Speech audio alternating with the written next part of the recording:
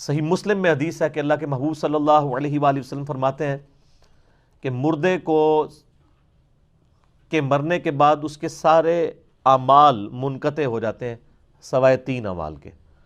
Number 1 صدقہ جاریہ، یعنی اس نے اپنی کوئی زندگی میں صدقہ جاریہ کا کام کیا تھا جو اس کے مرنے کے بعد بھی لوگ اس کے بینیفیشری ہیں۔ کسی نے کنواں کھدوا دیا، کسی نے مسجد میں لائٹنگ کروا دی، لائٹنگ یہ جلسوں والی نہیں، یہ والی لائٹ جس کی ضرورت ہے، یا مسجد میں کسی نے سب بچھوا دی، ایئر کنڈیشن لگوا دیا، یا کسی غریب بچے کا خرچہ، اس طرح کی جو بھی چیزیں۔ دوسرا فرمایا کہ علم کی بات، جیسے امام بخاری امام مسلم نے فوت ہوئے 200 سال ہونے والے ہیں، 1200 سال، 256 ہجری میں فوت ہوئے امام بخاری، 261 میں امام مسلم، آلموسٹ 1200 سال ہونے کو آئے ہیں، لیکن ان کی تعلیمات سے ان کے جو علمی ان کی جو کنٹریبیوشن تھی آج تک لوگ فائدہ اٹھا رہے ہیں۔ آج بھی جب بخاری شریف پڑھی جائے گی ان کو ثواب ملے گا، یہ ان کے اپنا اعمال ہے۔ ظاہر ہے وہ تو ان کی اپنی کنٹریبیوشن ہے، لاجیکل ہے کہ ایک بندے نے صدقہ جاریہ کیا یا اس نے کوئی علمی کاوش کی ہے تو اس کو ثواب ملنا چاہیے کیونکہ اس کی کنٹریبیوشن ہے۔ تیسری چیز اللہ کے محبوب صلی اللہ علیہ وآلہ وسلم کی اسی حدیث میں صحیح مسلم میں آتا ہے کہ تیسری چیز جو ہے وہ نیک اولاد ہے جو اس کے لیے دعا کرتی ہے مرنے کے بعد۔ ویسے تو دعا تو سب کی لگتی ہے، لیکن نیک اولاد چونکہ اس کی انویسٹمنٹ ہے وہ صدقہ جاریہ ہے۔ نیک اولاد کے اعمال کا آٹومیٹک ثواب ماں باپ کو مل جاتا ہے، اور ان کی دعا اس لیے بھی کہ وہ ظاہر دل سے کریں گے۔ جس بندے کو آپ نے پیسے دے کے اور خدمت کے لیے بلا کے دعا کروائی ہے گھر میں، یا کوئی 30 40واں جو آپ نے رسومات بنائی ہوئی ہیں، اس کو کیا ایسے غرض ہے کہ اس کی بخشش ہوئی ہے یا نہیں ہوئی ہے، وہ تو اپنے پیسے کے لیے آیا ہوا ہے۔ تو نیک اولاد جو دعا کرتی ہے اس میں الفاظ ہیں۔ اور سنن ابن ماجہ میں حدیث ہے، ایک شخص کے مرنے کے بعد اللہ تعالیٰ جنت میں کچھ مراتب بلند کرتا ہے، تو وہ بندہ پوچھتا ہے اللہ میں نے تو یہ اعمال نہیں کیے، تو بتایا جاتا ہے کہ تیرے بیٹے نے تیرے لیے دنیا میں استغفار کیا، اس کی برکت سے اللہ تعالیٰ نے تجھے جنت میں یہ اعلیٰ درجہ دے دیا۔ یہ اتنا فائدہ ہوتا ہے، اس لیے اولاد کی ایسی تربیت ہو، دینی تربیت ہوگی تو مرنے کے بعد دعا کرے گا۔ اسی طریقے سے میت کی وفات کے بعد اس کی طرف سے آپ جو صدقہ اور خیرات کرتے ہیں اس کا ثواب بھی اسے ملتا ہے، وہ کوئی بھی کر سکتا ہے۔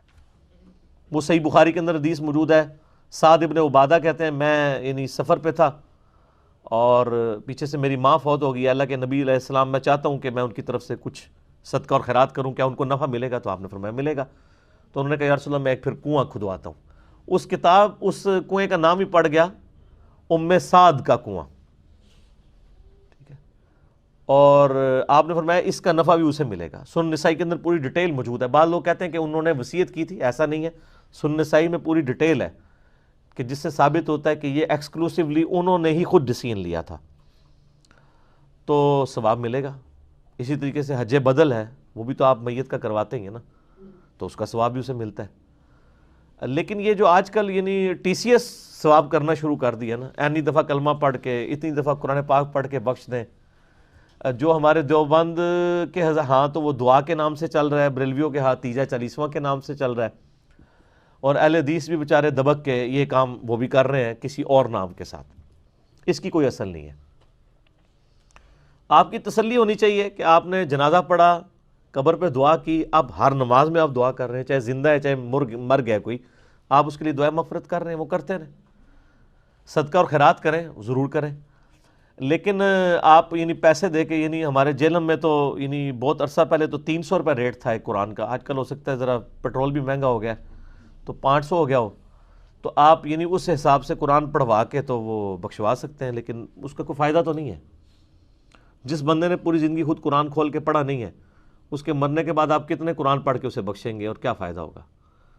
یہ تو پڑھنے والوں کو بھی خود شرم آنی چاہیے۔ تو باقی رہا دعا، ظاہر ہے جو بندہ مر گیا اب دنیا میں تو نہیں آ سکتا، اب اس کے لیے زیادہ سے زیادہ یہی ہو سکتا ہے کہ اس کے لیے دعا کی جائے، تو وہ تو اس کا حق ہے، اور وہ اسی آیت کے تحت ہے، سورۃ الحشر آیت نمبر 10، ربنا اغفر لنا ولاخواننا الذین سبقونا بالایمان۔ تو وہ اہل ایمان کے لیے دعا کرتے ہیں، اللہ جو فوت ہو چکے ایمان کی حالت میں ان کی مغفرت کر۔ اور اس طریقے سے آپ جب کبھی بھی قبرستان جائیں، صحیح مسلم میں دعا موجود ہے، السلام علیکم اہل الدیار من المؤمنین والمسلمین وإنا ان شاء اللہ بکم للاحقون نسأل اللہ لنا ولکم العافیہ۔ اے اہل ایمان مومنین اور مومنات جو یہاں پر دفن ہو، ہم تم پر سلامتی بھیجتے ہیں۔ اور اس کے بعد کیا آیا کہ السلام علیکم اہل الدیار من المؤمنین والمسلمین وَإِنَّا إِن شَاءَ اللَّهُ بِكُمْ لَلَاحِقُونَ، اور انشاءاللہ ہم نے بھی مر کے تمہارے پاس ہی آنا ہے، ہم نے کون سا اس زندگی میں رہنا ہے، ہم اللہ کے حضور تمہارے لیے اور اپنے لیے عافیت کا سوال کرتے ہیں۔ تو یہ آپ دعا کریں۔